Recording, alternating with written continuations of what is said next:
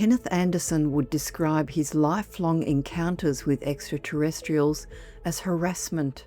As memories filtered back to him, he resented the pattern of interference by the aliens, which culminated in a shocking revelation. Even the childhood memories retained by Kenneth, not his real name, were full of strange oddities. His family lived in rural upstate New York, where he shared a bedroom with one of his 3 brothers. From around the age of 6, Kenneth would be awoken in the middle of the night to the sound of shuffling little footsteps entering their room, strange clicking sounds and moving shadows. At around the same age, he was experiencing frequent heavy nosebleeds in the middle of the night, which doctors were unable to explain or help with. At about age 9, both of these perplexing phenomena stopped, while foreshadowing his later encounters. Come adulthood, after qualifying as a paramedic, Kenneth consulted a doctor about swelling around his left eye, and MRI scans were arranged for his head and face. His doctor later informed him that he had a small and peculiar object showing up in his left sinus, and suggested that he may have accidentally jabbed something up his nose as a child. Many contactees seem to report these tiny objects detected or falling from their sinuses, but unlike others, Kenneth was not to get the benefit of any alien healing. Already diagnosed with hypertension, he was then devastated to be told that he had Crohn's disease, a chronic condition that ran in his family. He commenced treatment and forgot the strange anomaly showing in his MRI.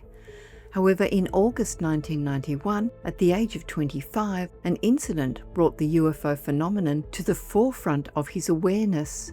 Kenneth's work shift ended at midnight, and he would drive home through winding mountain roads, luckily carpooling with a co-worker called Alice Rogers, not her real name, who lived near him. One night, she looked out the right passenger window, exclaiming at the brightness of the moon. Kenneth glanced up at the moon to his left and asked what she meant. They then both observed a very bright white orb about 40 to 50 feet off the road and perhaps 30 to 40 yards away from the car.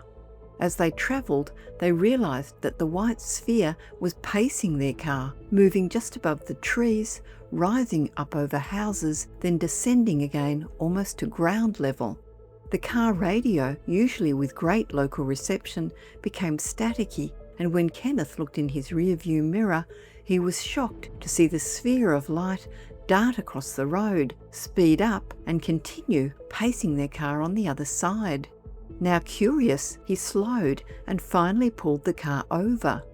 The object also came to a stop and hovered in place, as if watching them, convincing him that there was some kind of intelligence determining its motion.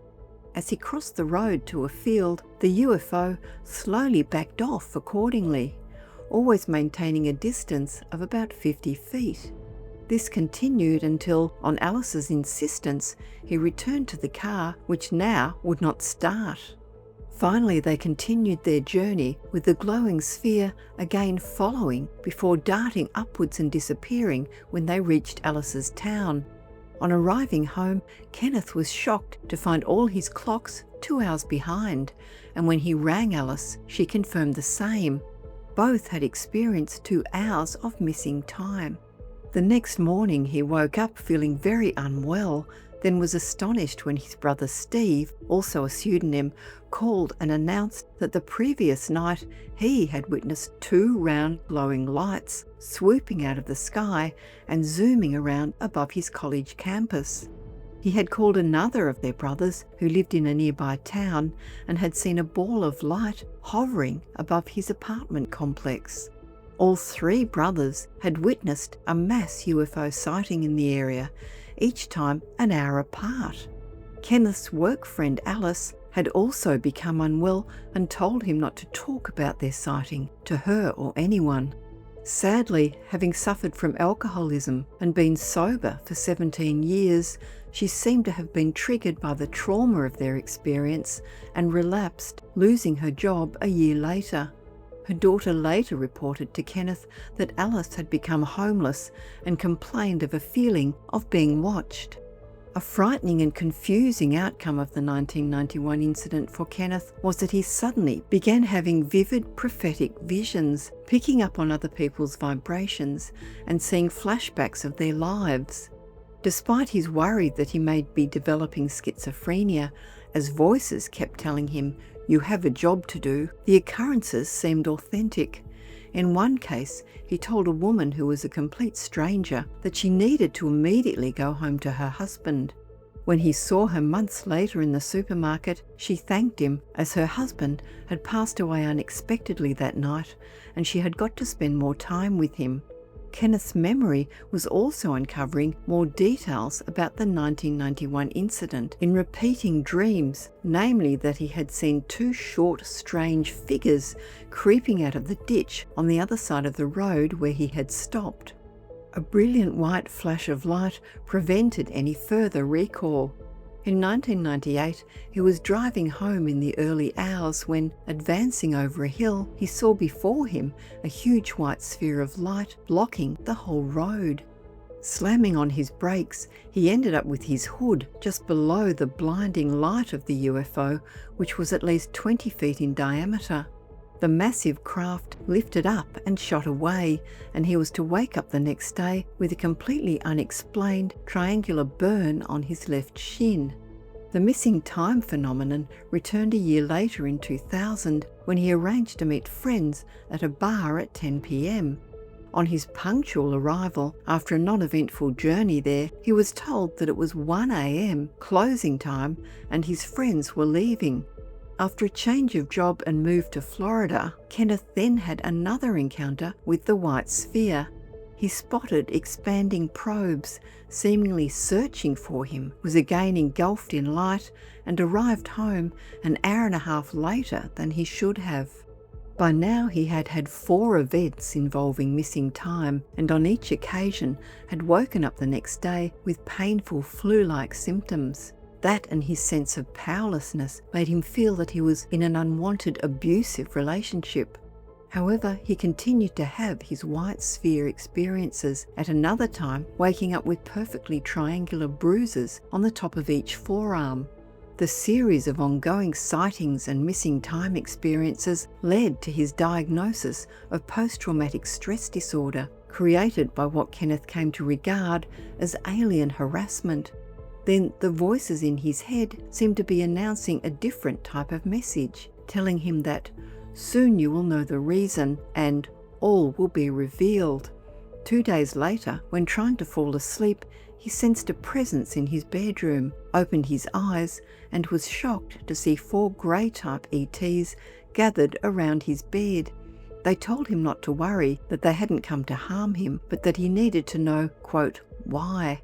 He was suddenly in a room with metal walls and floor facing a 6-foot grey and being gently pushed forward by the others. A child being came out from behind the tall ET. Kenneth felt overcome with emotion as he knew immediately that the child was his. Mainly alien in appearance, but with signs of a nose and lips and a smile on its face. He felt conflicted between revulsion and a strong parental love for the child.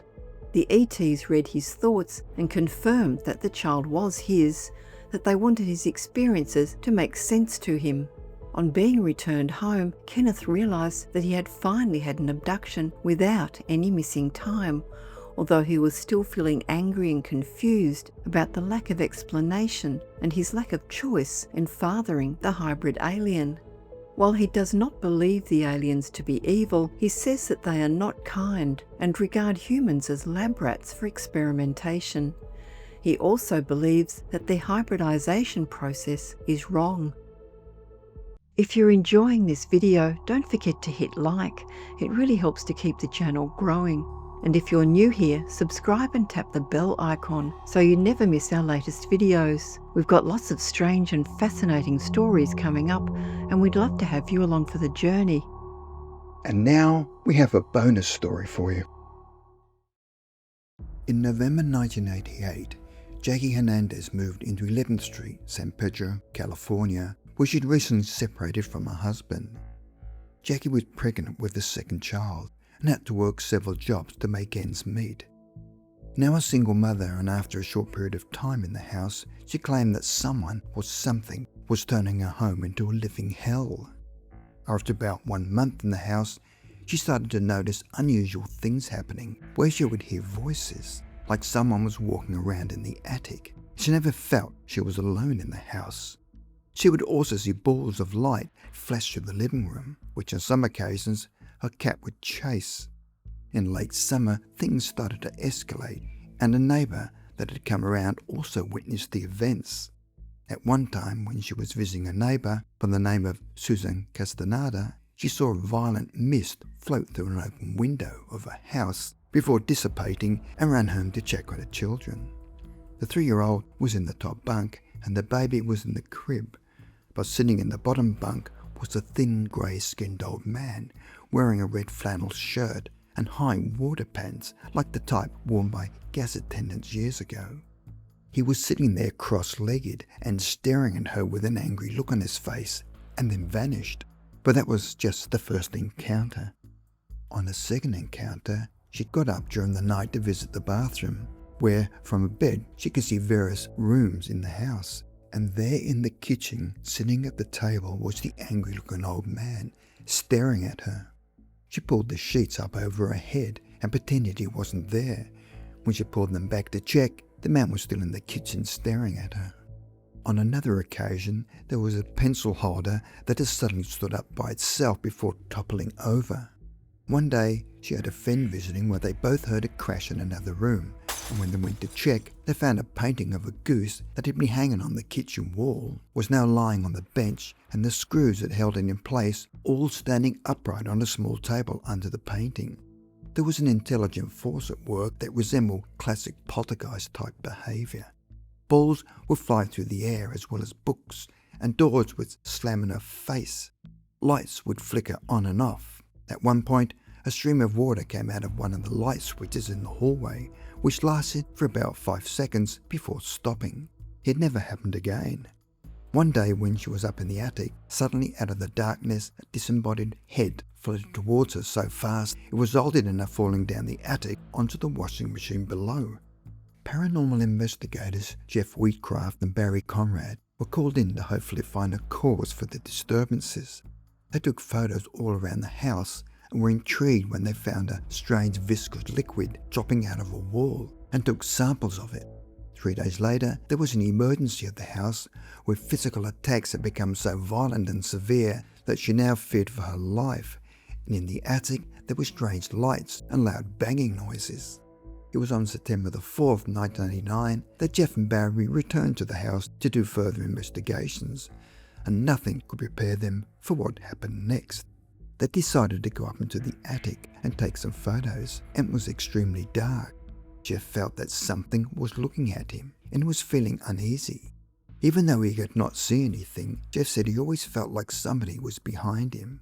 He felt like he was being watched. Then Barry could hear yelling and moaning, and he decided to take some photos. After coming down from the attic, Barry then looked at Jeff's neck and found a rope burn around it.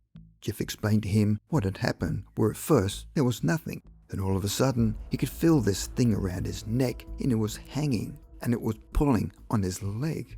The haunting had now entered the physical realm. At times, he would feel bony hands on him, and at one point he felt one on his lower back, and when he came down from the attic and showed his lower back, he had a red spot in his lumbar region. Over the next couple of days, it started to hurt, and he visited a chiropractor. The chiropractor told him that it looks as if it had traumatic internal bruising on his lower back, like it had an accident of some kind.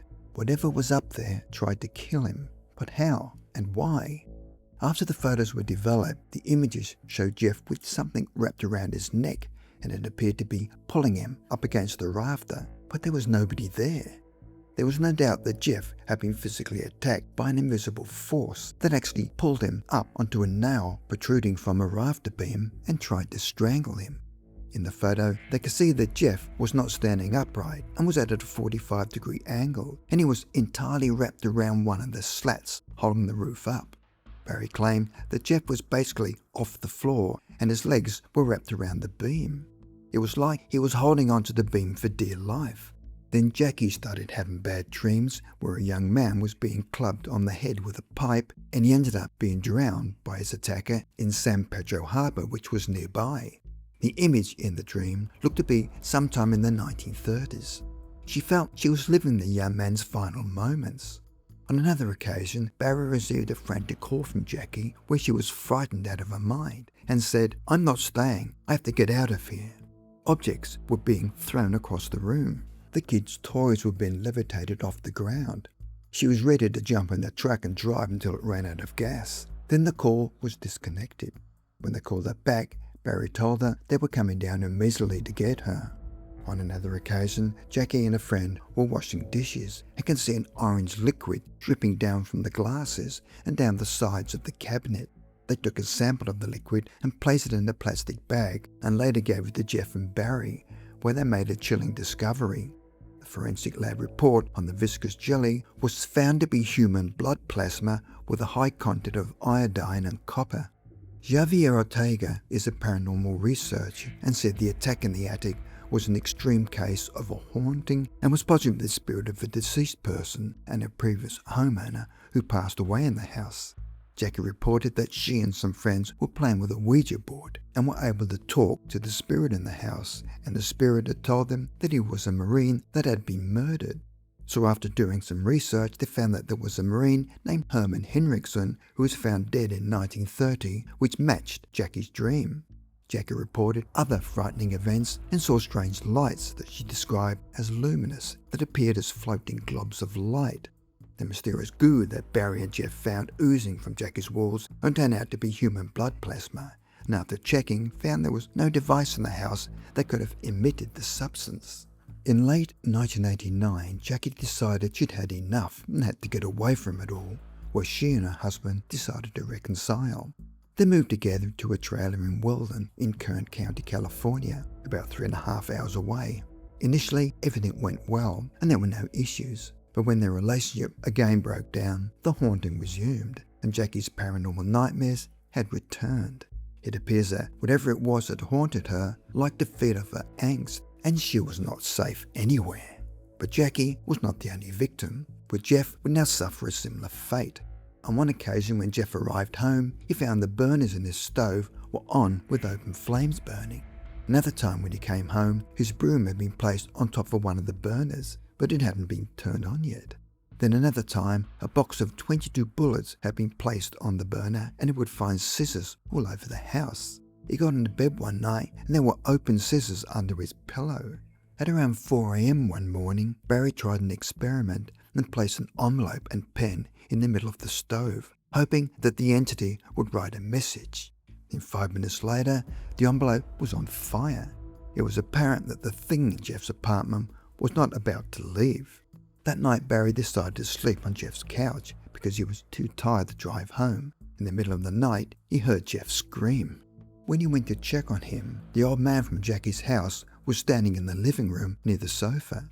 He didn't do anything or say anything, but just glared maliciously at Jeff. As well as the ghostly appearance, objects were moved, photographs were rearranged, and a jar of coffee had been turned upside down, and a bedroom window had been shattered. It turns out that Jackie was not the only victim in her old house at 11th Street, San Pedro. The new tenants also reported strange activities, such as objects being moved around, pots and pans being moved, and they complained of being touched. Jackie and Andy's story became known as the San Pedro haunting and became a well-known case.